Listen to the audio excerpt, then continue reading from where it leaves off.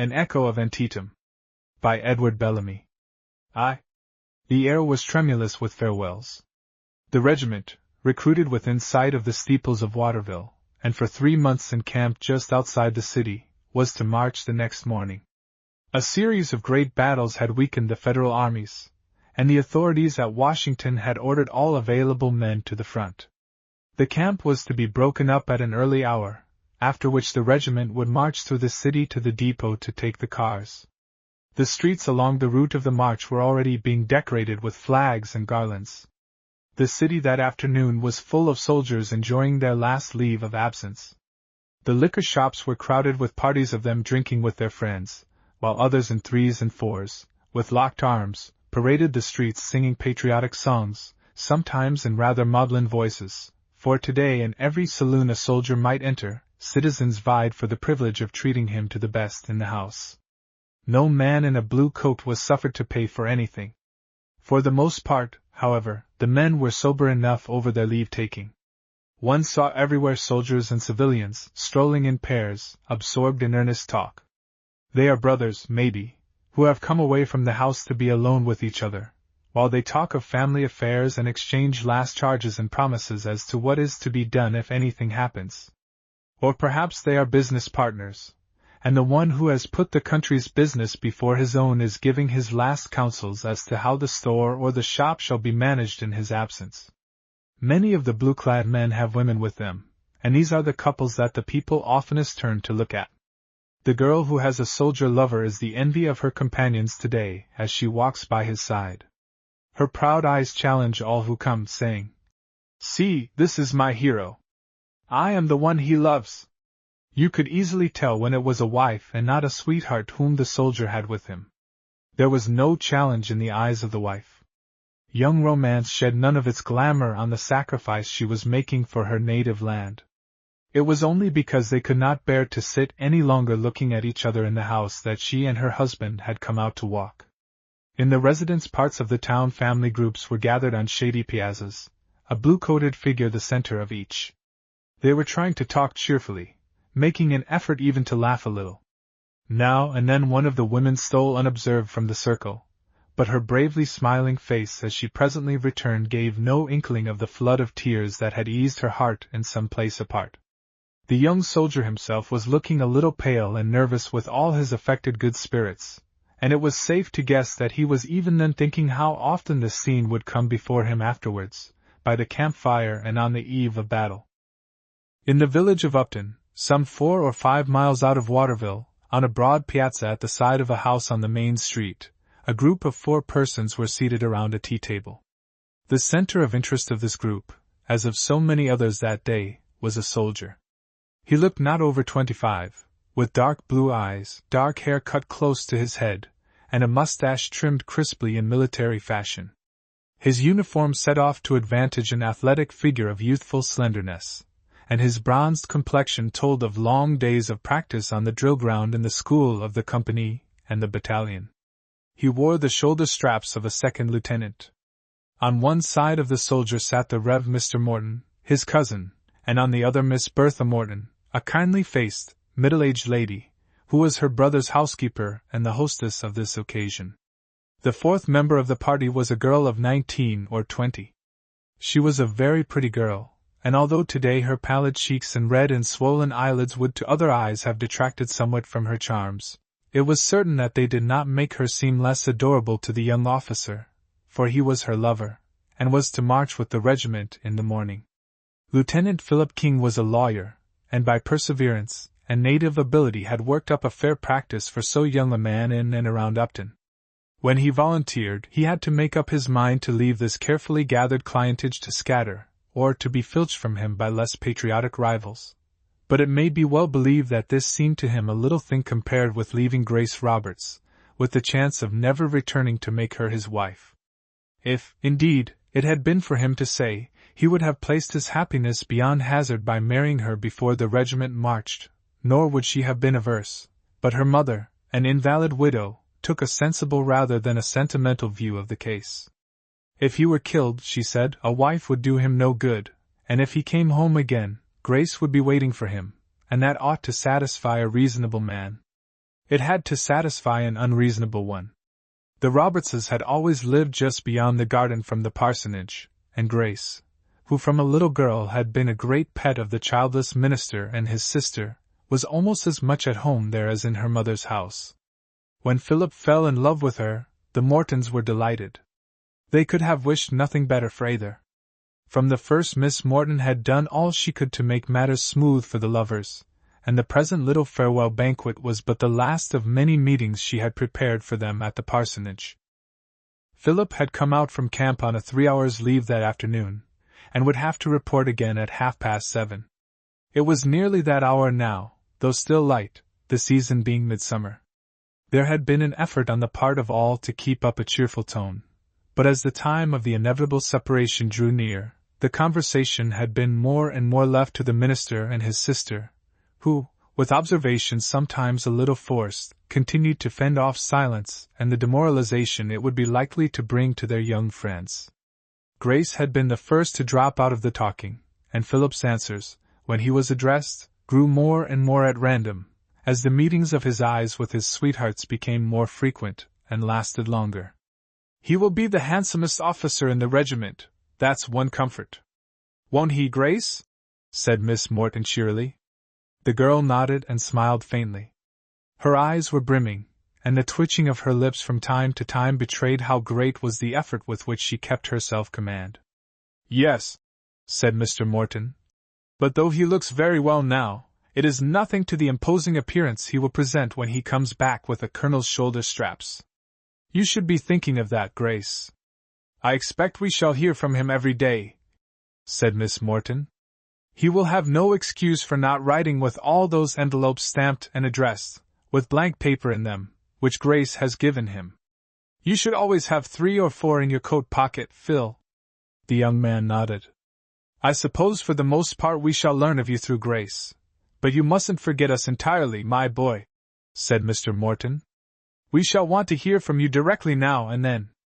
"Yes, I'll be sure to write," Philip replied.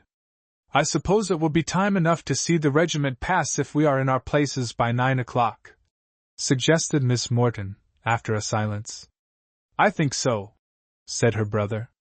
"It is a great affair to break camp, and I don't believe the march will begin till after that time.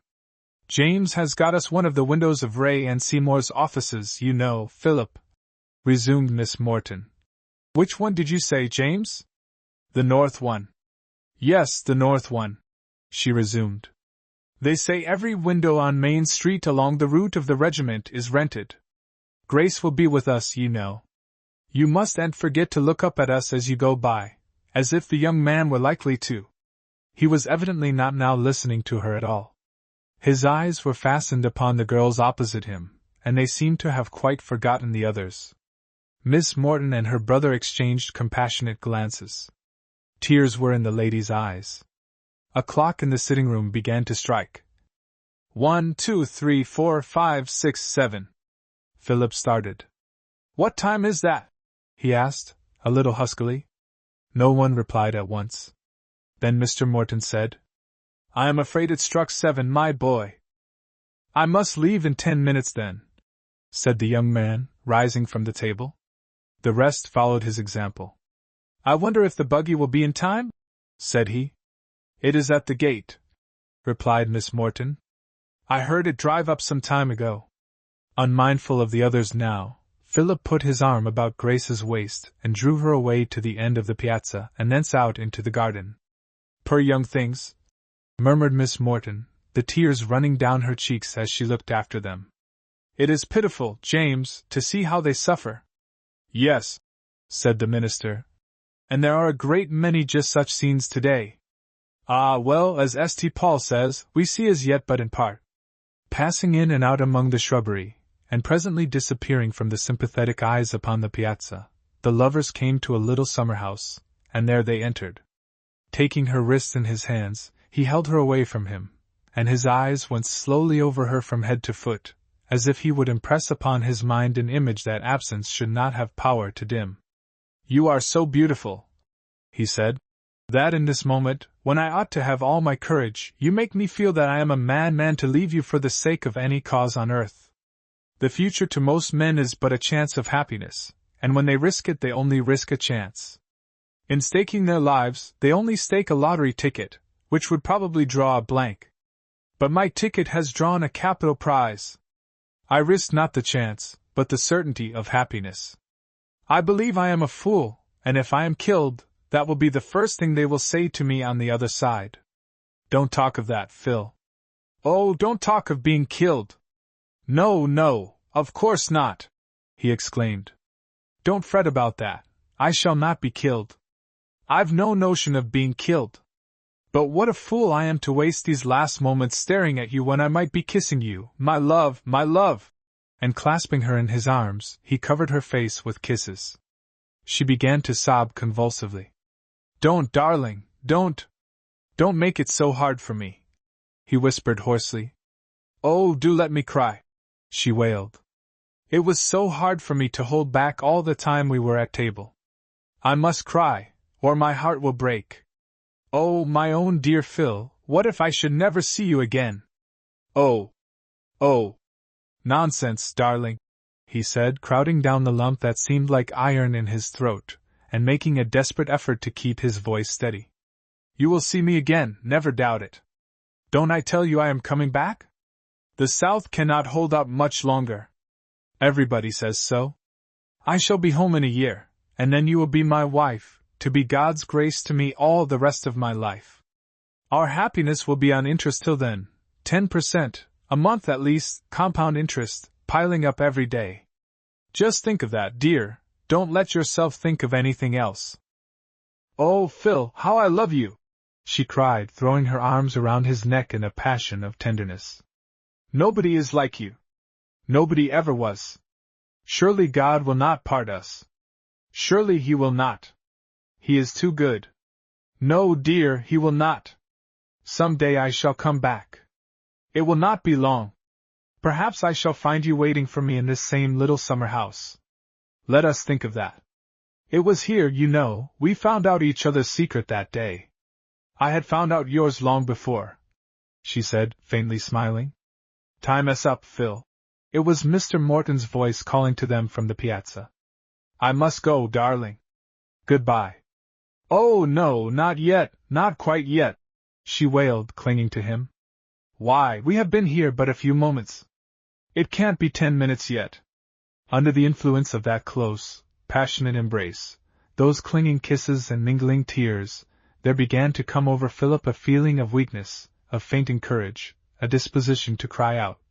Nothing can be so terrible as this. I will not bear it, I will not go. By a tyrannical effort of will, against which his whole nature cried out, he unwound her arms from his neck and said in a choked voice, Darling, this is harder than any battle I shall have to fight, but this is what I enlisted for. I must go. He had reached the door of the summer house, not daring for honor's sake to look back, when a heartbroken cry smote his ear. You haven't kissed me goodbye. He had kissed her 100 times, but these kisses she apparently distinguished from the goodbye kiss. He came back, and taking her again in his embrace, kissed her lips, her throat, her bosom, and then once more their lips met, and in that kiss of parting which plucks the heart up by the roots. How strong must be the barrier between one soul and another that they do not utterly merge in moments like that, turning the agony of parting to the bliss of blended being. Pursued by the sound of her desolate sobbing, he fled away. The stable boy held the dancing horse at the gate, and Mr. Morton and his sister stood waiting there. Goodbye, Phil, till we see you again, said Miss Morton, kissing him tenderly. We'll take good care of her for you. Will you please go to her now? He said huskily. She is in the summer house. For God's sake try to comfort her. Yes, poor boy, I will, she answered. He shook hands with Mr. Morton and jumped into the buggy. I'll get a furlough and be back in a few months, maybe. Be sure to tell her that, he said. The stable boy stood aside. The mettlesome horse gave a plunge and started off at a 3-minute gait. The boy drew out his watch and observed. He hain't got but 15 minutes to get to camp in, but he'll do it. The mare's a stepper, and Phil King knows how to handle the ribbons. The buggy vanished in a cloud of dust around the next turn in the road. The stable boy strode whistling down the street, the minister went to his study, and Miss Morton disappeared in the shrubbery in the direction of the summer house. 2. Early next morning the country roads leading into Waterville were covered with carts and wagons and carriages loaded with people coming into town to see the regiment off. The streets were hung with flags and spanned with decorated arches bearing patriotic inscriptions. Red, white, and blue streamers hung in festoons from building to building and floated from cornices. The stores and places of business were all closed, the sidewalks were packed with people in their Sunday clothes, and the windows and balconies were lined with gazers long before it was time for the regiment to appear. Everybody, men, women, and children, wore the national colors and cockades or rosettes, while many young girls were dressed throughout in red, white, and blue. The city seemed tricked out for some rare gala day, but the grave faces of the expectant throng, and the subdued and earnest manner which extended even to the older children, stamped this as no ordinary holiday. After hours of patient waiting, at last the word passes from mouth to mouth. "They are coming!" Vehicles are quickly driven out of the way, and in a general hush all eyes are turned towards the head of the street. Presently there is a burst of martial music, and the regiment comes wheeling round the corner into view and fills the wide street from curb to curb with its broad front. As the blue river sweeps along, the rows of polished bayonets, rising and falling with the swinging tread of the men, are like interminable ranks of foam-crested waves rolling in upon the shore. The imposing mass, with its rhythmic movement, gives the impression of a single organism.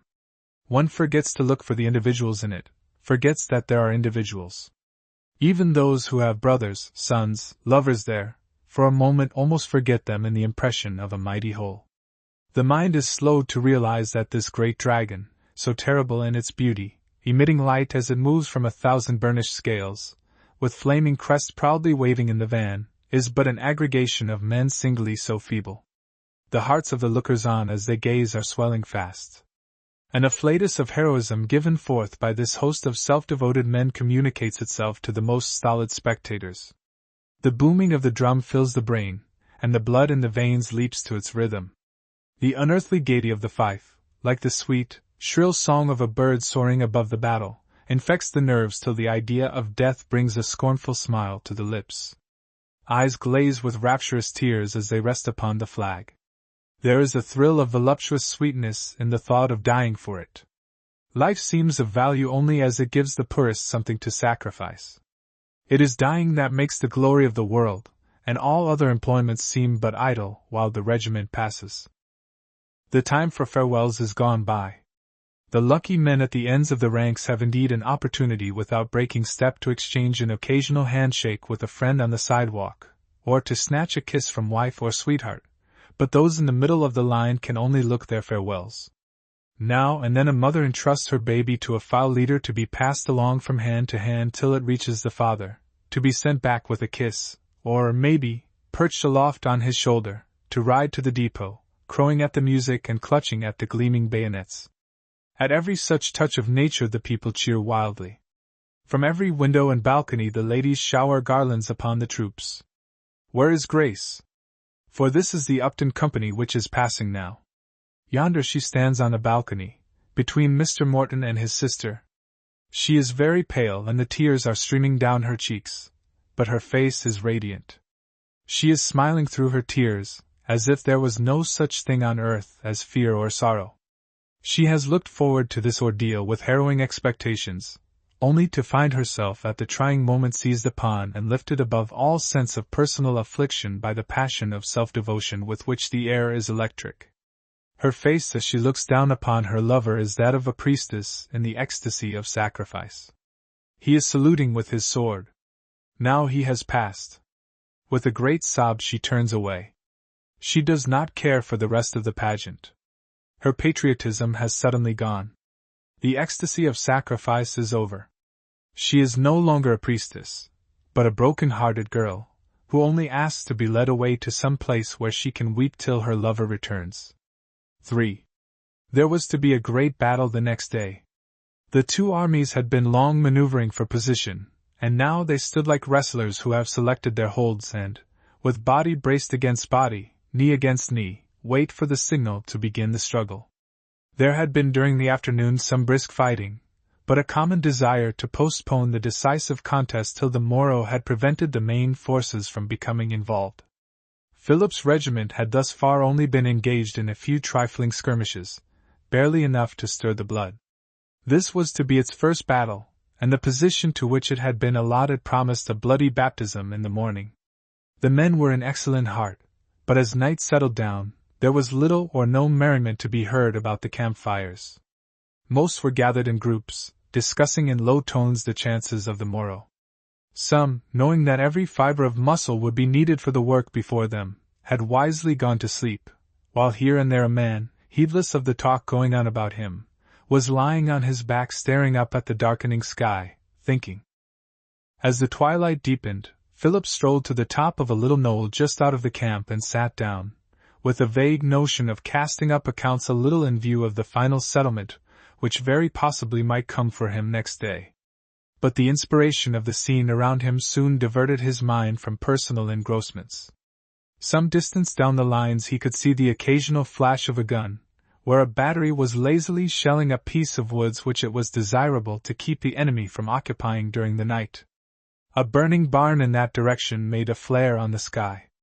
Over behind the wooded hills where the Confederates lay, rockets were going up, indicating the exchange of signals and the perfecting of plans which might mean defeat and ruin to him and his the next day. Behind him, within the Federal lines, clouds of dust, dimly outlined against the glimmering landscape, betrayed the location of the roads along which artillery, cavalry, infantry were hurrying eagerly forward to take their assigned places for the morrow's work. Who said that men fear death? Who concocted that fable for old wives? He should have stood that night with Philip in the midst of a host of 125,000 men in the full flush and vigor of life, calmly and deliberately making ready at dawn to receive death in its most horrid forms at one another's hands. It is in vain that religion invests the tomb with terror, and philosophy, shuddering, averts her face. The nations turn from these gloomy teachers to storm its portals in exultant hosts, battering them wide enough for thousands to charge through abreast. The heroic instinct of humanity with its high contempt of death is wiser and truer, never let us doubt, than superstitious terrors or philosophic doubts. It testifies to a conviction, deeper than reason, that man is greater than his seeming self, to an underlying consciousness that his mortal life is but an accident of his real existence, the fashion of a day, to be lightly worn and gaily doffed at duty's call. What a pity it truly is that the tonic air of battlefields, the air that Philip breathed that night before Antietam, cannot be gathered up and preserved as a precious elixir to reinvigorate the atmosphere in times of peace, when men grow faint of heart and cowardly, and quake at thought of death. The soldiers huddled in their blankets on the ground slept far more soundly that night before the battle than their menfolk and womenfolk in their warm beds at home. For them it was a night of watching, a vigil of prayers and tears. The telegraph in those days made of the nation an intensely sensitive organism, with nerves 1,000 miles long. Ere its echoes had died away, every shot fired at the front had sent a tremor to the anxious hearts at home. The newspapers and bulletin boards in all the towns and cities of the North had announced that a great battle would surely take place the next day, and, as the night closed in, a mighty cloud of prayer rose from innumerable firesides, the selfsame prayer from each, that he who had gone from that home might survive the battle, whoever else must fall. The wife, lest her own appeal might fail, taught her cooing baby to lisp the father's name, thinking that surely the great father's heart would not be able to resist a baby's prayer. The widowed mother prayed that if it were consistent with God's will he would spare her son. She laid her heart, pierced through with many sorrows, before him. She had borne so much, life had been so hard, her boy was all she had to show for so much endured, might not this cup pass? Pale, impassioned maids, kneeling by their virgin beds, wore out the night with an importunity that would not be put off. Sure in their great love and their little knowledge that no case could be like theirs, they beseeched God with bitter weeping for their lovers' lives, because, forsooth, they could not bear it if hurt came to them.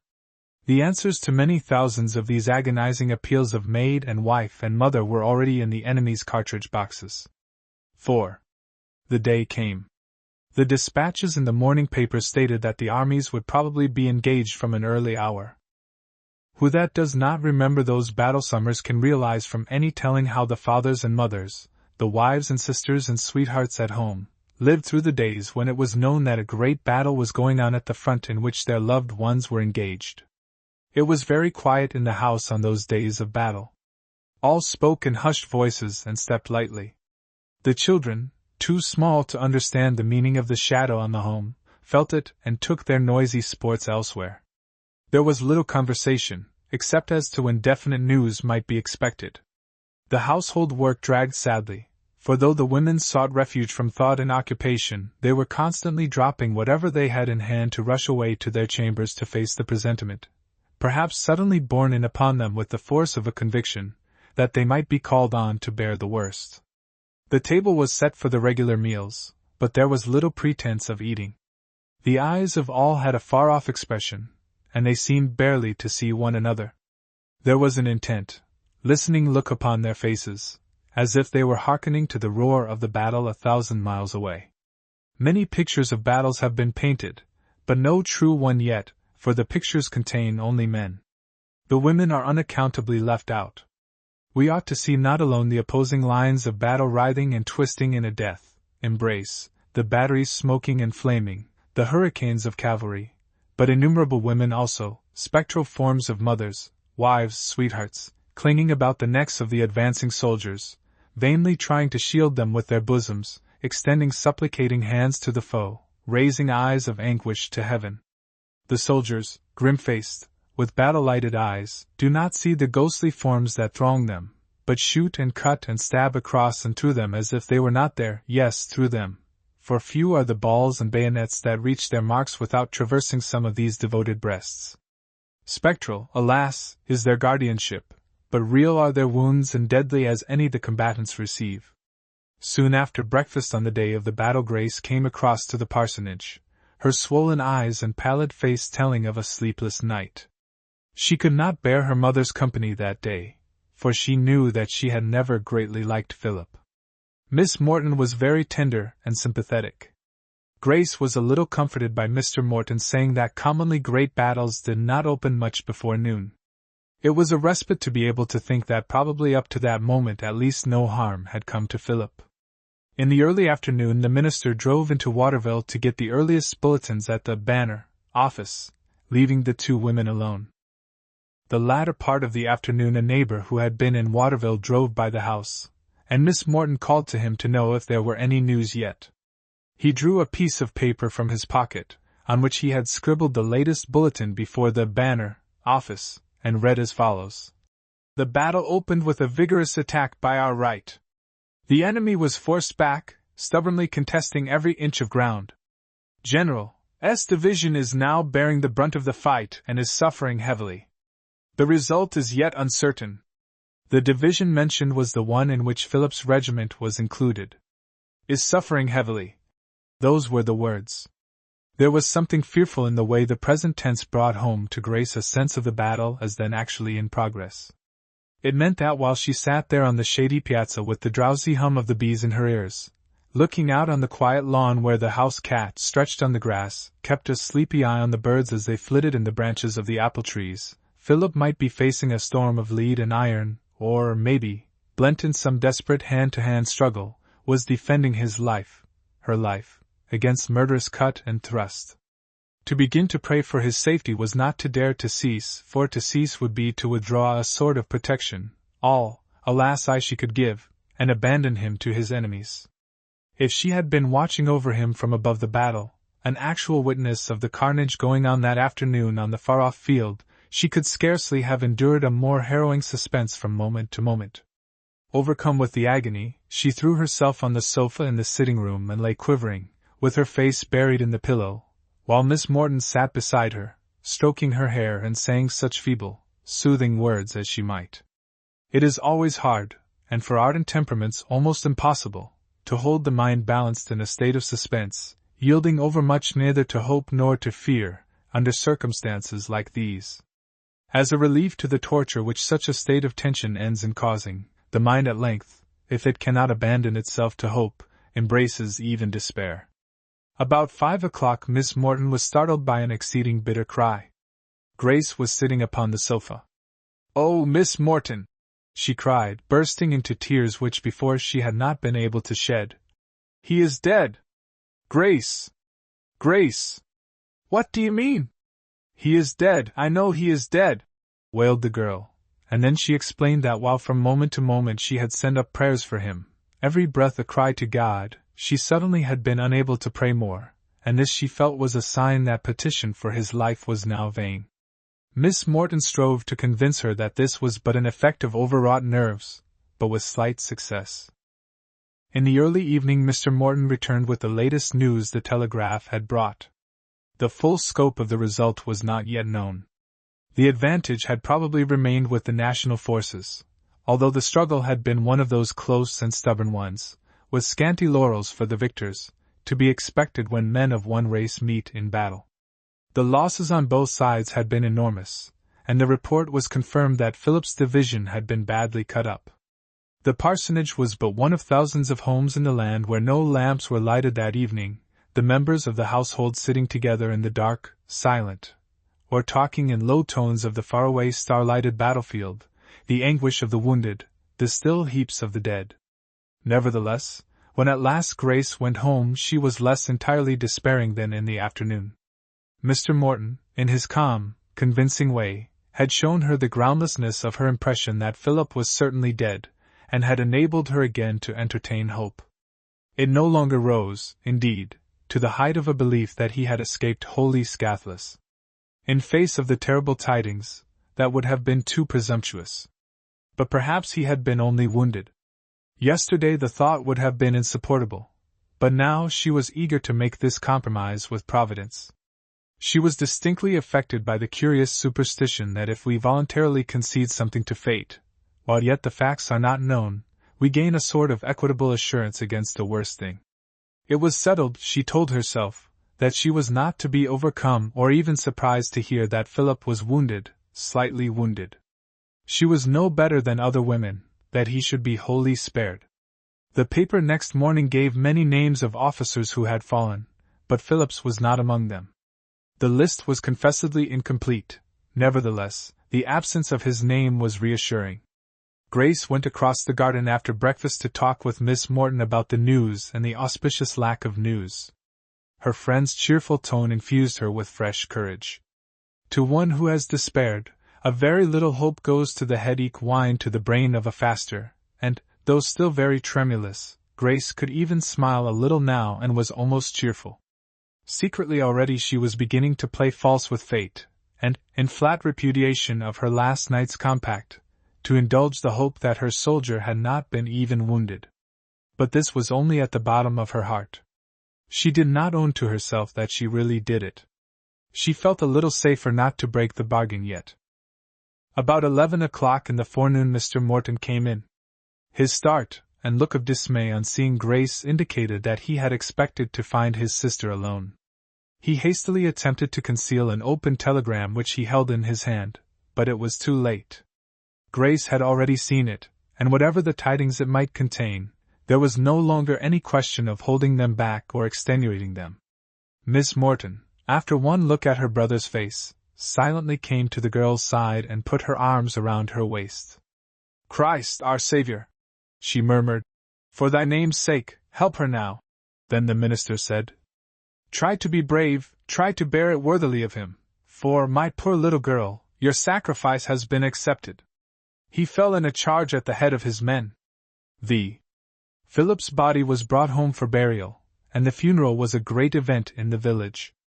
Business of all kinds was suspended, and all the people united in making of the day a solemn patriotic festival. Mr. Morton preached the funeral sermon. "Oh, talk about the country," sobbed Grace, when he asked her if there was anything in particular she would like him to speak of. "For pity's sake don't let me feel sorry now that I gave him up for the Union. Don't leave me now to think it would have been better if I had not let him go." So he preached of the country, as ministers sometimes did preach in those days, making it very plain that in a righteous cause men did well to die for their native land and their women did well to give them up. Expounding the lofty wisdom of self-sacrifice, he showed how truly it was said that, "Whosoever will save his life shall lose it, and whosoever will lose his life shall find it." and how none make such rich profit out of their lives as the heroes who seem to throw them away. They had come, he told the assembled people, to mourn no misadventure, no misfortune. This dead soldier was not pitiable. He was no victim of a tear-compelling fate. No broken shaft typified his career. He was rather one who had done well for himself, a wise young merchant of his blood, who having seen a way to barter his life at incredible advantage, at no less a rate indeed than a man's for a nation's, had not let slip so great an opportunity. So he went on, still likening the life of a man to the wares of a shopkeeper, worth to him only what they can be sold for and a loss if overkept, till those who listened began to grow ill at ease in presence of that flag-draped coffin, and were vaguely troubled because they still lived. Then he spoke of those who had been bereaved. This soldier, he said, like his comrades, had staked for his country not only his own life but the earthly happiness of others also, having been fully empowered by them to do so. Some had staked with their own lives the happiness of parents, some that of wives and children, others maybe the hopes of maidens pledged to them. In offering up their lives to their country they had laid with them upon the altar these other lives which were bound up with theirs, and the same fire of sacrifice had consumed them both.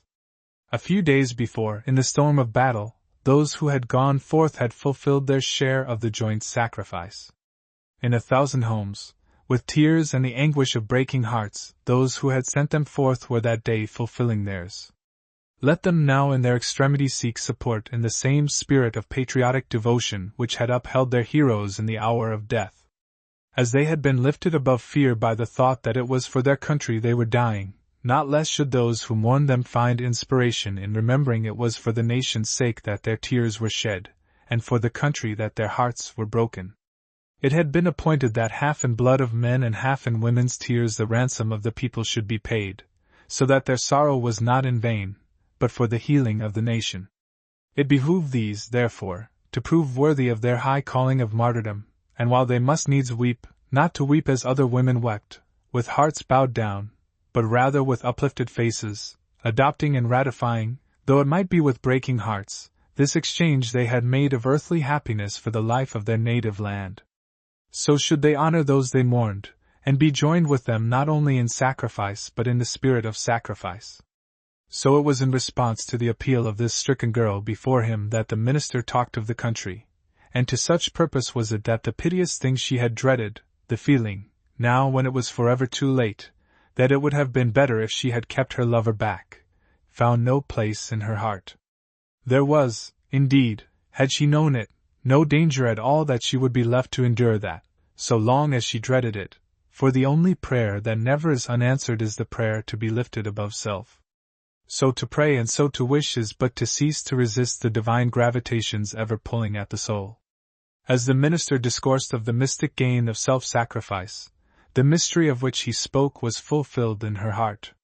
She appeared to stand in some place overarching life, and death, and there was made partaker of an exultation whereof if religion and philosophy might but catch and hold the secret, their ancient quest were over. Gazing through streaming eyes upon the coffin of her lover, she was able freely to consent to the sacrifice of her own life which he had made in giving up his own.